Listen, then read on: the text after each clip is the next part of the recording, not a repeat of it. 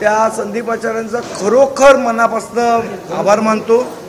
कारण मी ज्यांना भेटलो, एक तर पक्षाचं व्यासपीठ म्हटल्यावर अर्धे जण पळून जातात, अर्धे जण ऑफिस परमिशन देईल की नाही देईल याची कारणं सांगतात, पण आज त्यांनी आमचं आमंत्रण स्वीकारलं त्याबद्दल त्यांचे मी मनापासून हृदयापासून त्यांचे आभार मानतो। आणि आभार याच्यासाठी म्हणतो ते त्यांनी फक्त महापौर पद भूषवलं असं नाही, ज्या पोटतिडकीनी त्यांनी सगळ्यांच्या समस्या ऐकून घेतल्या आणि त्यांचं म्हणणं मांडलं। आज खरं तर मुंबईच्या प्रश्नांसाठी अशा पद्धतीने पोटतिडकीने बोलणाऱ्या माणसांची गरज आहे, त्यामुळे त्यांनी जे मांडलं त्याबद्दल त्यांचे खूप आभार। त्याचप्रमाणे आमच्या विनंतीला मान देऊन पूर्ण मुंबईतनं अनेक सामाजिक संस्था जे आहेत त्यांचे प्रतिनिधी इथे आले, त्यांनी त्यांचं म्हणणं मांडलं, नागरिकांचं म्हणणं मांडलं, नागरिकांच्या समस्यांबद्दल त्यांनी सांगितलं, त्याबद्दल त्यांचे सुद्धा आभार। माझे सर्व सहकारी ज्यांनी हे सगळं आयोजित करण्यासाठी मदत केली, त्या माझ्या सर्व सहकाऱ्यांमुळेच ही पूर्ण सभागृह यशस्वी झालं। हा एकट्या संदीप देशपांडेचं काही नाही, मला मुलाचं सहकार्य दिलं, माणसांना पोचण्यापर्यंत त्यांचे विचार ऐकून घेऊन कुठली माणसं पाहिजे या सगळ्या गोष्टींमध्ये त्यांनी मला मोलाचं सहकार्य केलं, त्याबद्दल त्यांचे सुद्धा आभार।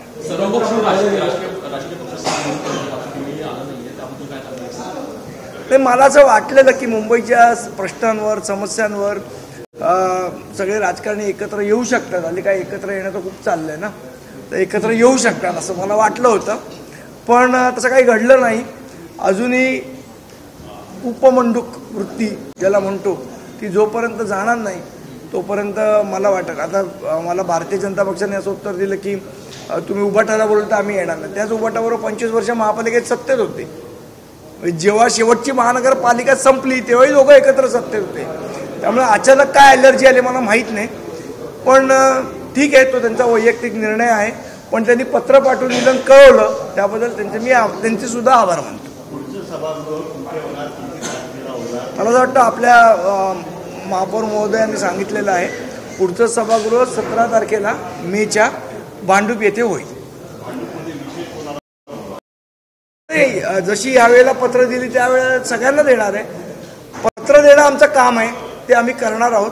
यायचं नाही यायचं लोकांच्या समस्येसाठी हा त्यांचा विषय आहे, त्यांनी तो ठरवावा।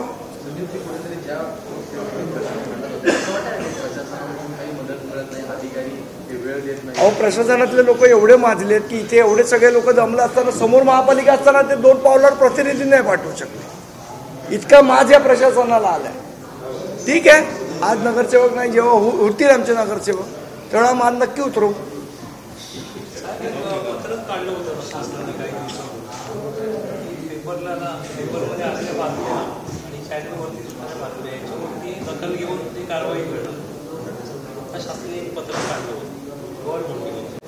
हा, अशी खूप पत्रकं निघतात, अहो अशी खूप पत्रकं निघतात, पण त्याचा काही परिणाम,